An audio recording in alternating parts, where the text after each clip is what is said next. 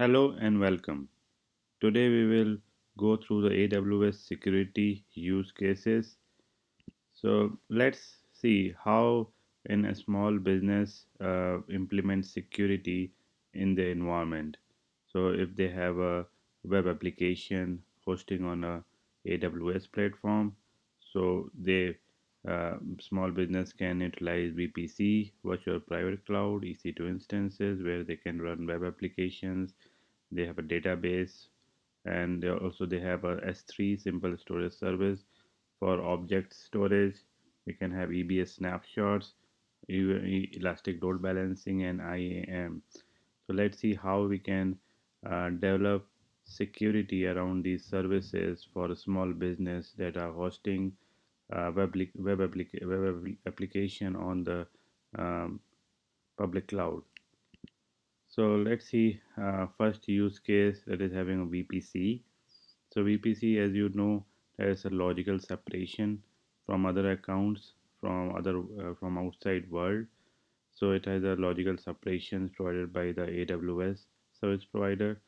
So on top of it, we have EC2 instances where we can build EC2 security groups that only allow inbound traffic that we set to, like only web subnets can access from outside plain internet on 80 port or 443 port, and application subnets only can receive traffic from web subnet, and database subnet only can have a traffic from application subnet. So that is how the security tied group we can build in security.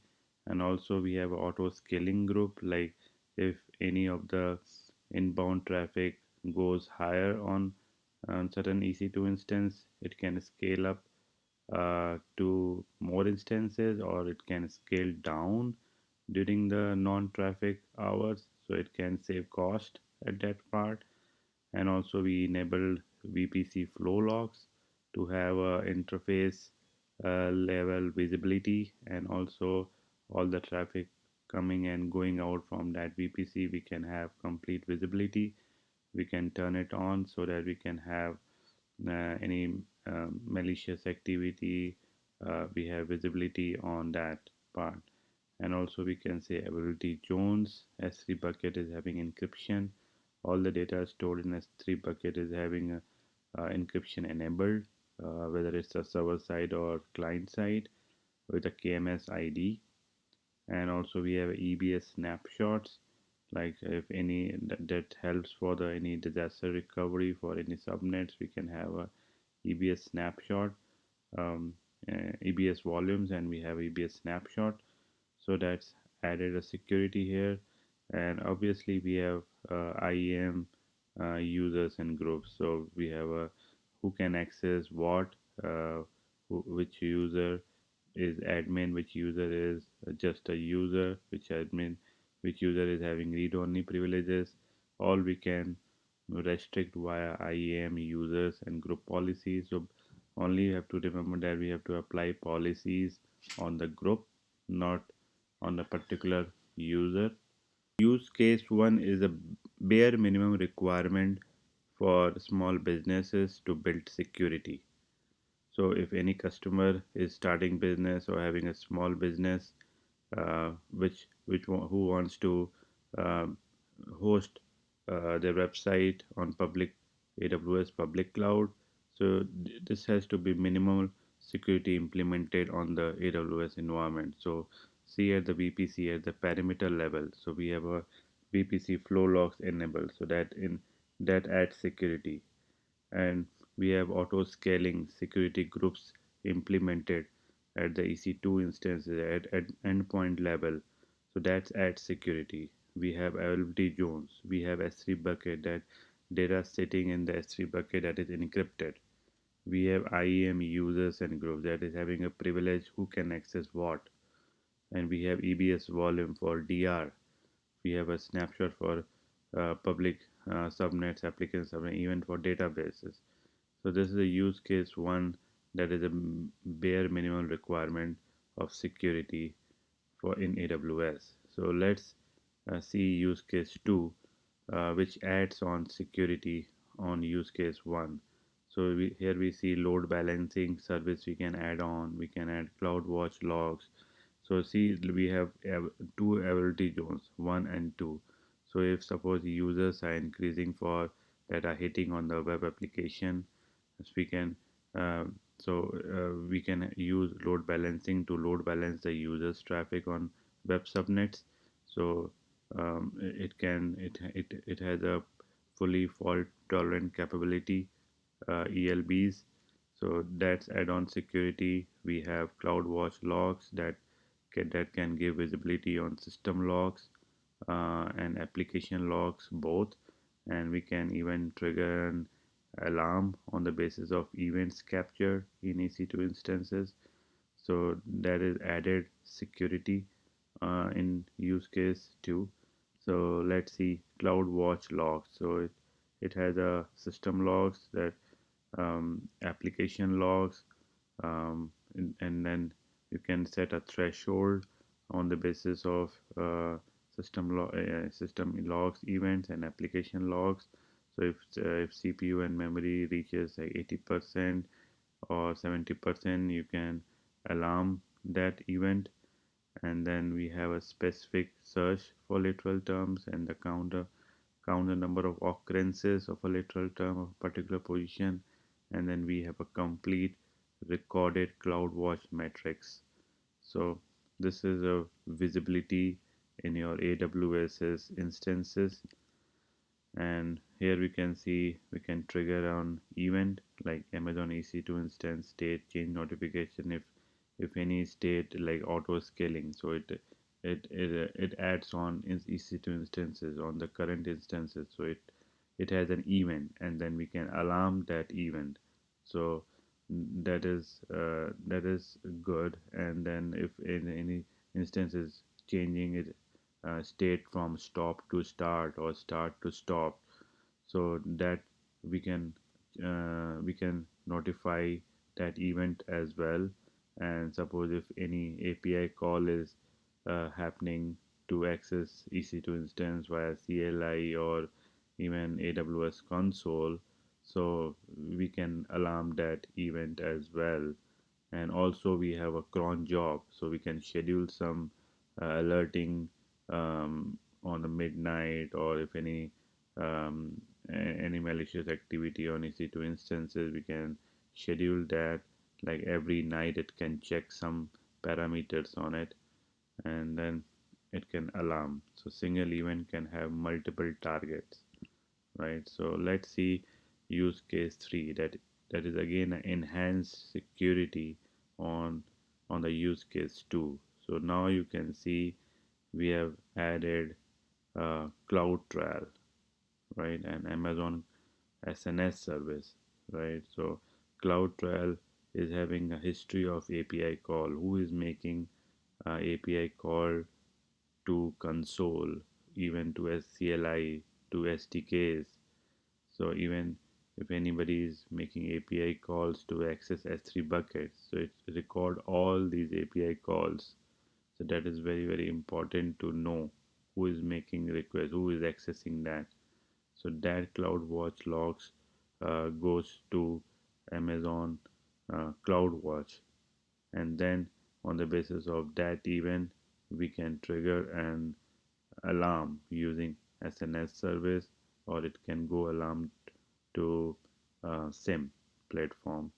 So that is a added security, that is added visibility in a use case 3. If the customer uh, application uh, is having more users, more load, more popularity, we can add security day by day to enhance it, and to make sure that business as usual. AWS Cloud Trial best practice. So it enables in all region, enable log file validation, encrypted logs, integrate with Amazon CloudWatch logs, and you can see like centralized logs from all accounts in security VPC. So Cloud Trail best practice to enable in all regions. So you have full visibility of API call, who is making API call to access console, CLIs or SDKs, and it also indicates its CloudWatch log, so it can trigger an alarm. So let's see how we can enhance security in use case 4 uh, when any when the customers web application is growing, users are growing, and we can build security on top of it. So we can use third party firewall in AWS. So any request coming in on AT port, we can have a separate firewall, uh, any third party firewall like Palo Alto. Currently we can use that firewall, and then if any request coming to application subnet or even a database subnet, we can allow using the ports to access that traffic, and we can use all the other benefits of like user ID agent on Palo Alto who can access what. So we can add a perimeter firewall to allow or deny traffic to VPC, to particular VPC, right? So that is the added security.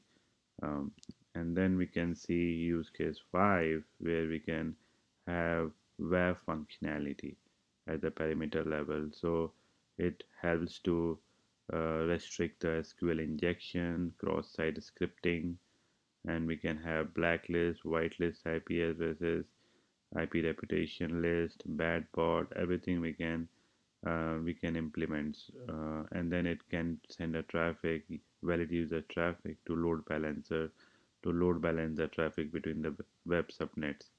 So that is added security in use case 5 if customer has grown up um, more, and because of uh, website popularity, user wants to attack that uh, domain and a website to gain that access. So we can have web functionality which is having a basic shield features as well, which provides DDoS protection on ELBs, CloudFront, and Route DNS. So it added extra security with WAF. So WAF is becoming very essential in that case. And we have advanced shield, which is having extra price for advanced rule protection.